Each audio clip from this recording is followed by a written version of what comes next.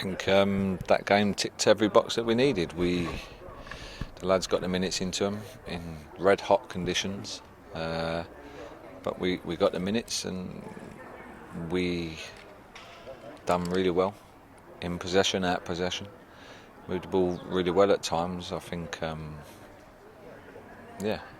obviously no injuries, so which is also very important. Is that, the way you move the ball, is that a big takeaway from today and probably a benefit of what you've been working on at the training pitch as well?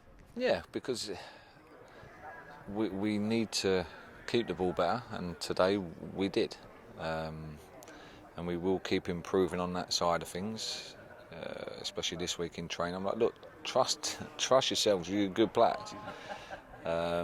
You're improving all the time. And I said to them at half time, like, what's the biggest thing that you've noticed from that first 45 minutes? And they all said how well we've kept the ball and how well we've moved the ball and we're better in possession. And so I've got a group of men, physical men, but they can also play. So that's what I want.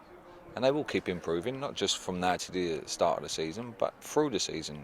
Day by day, week by week, they'll keep improving. So as individuals and obviously as a group. So I was really happy. There was a lot of good performances. I was very happy with it.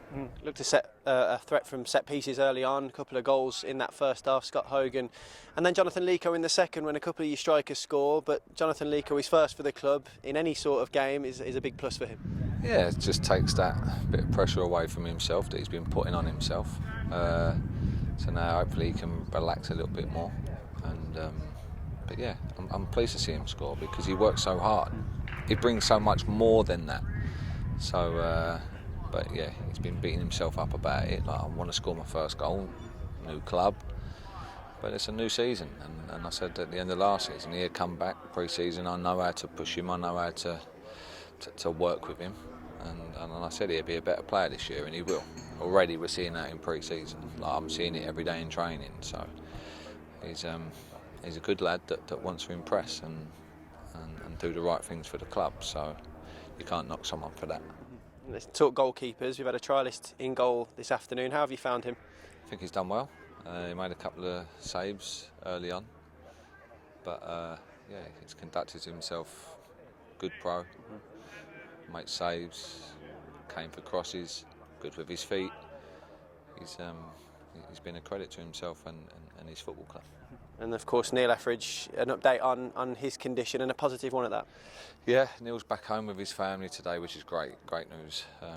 Everybody is smiling and just grateful.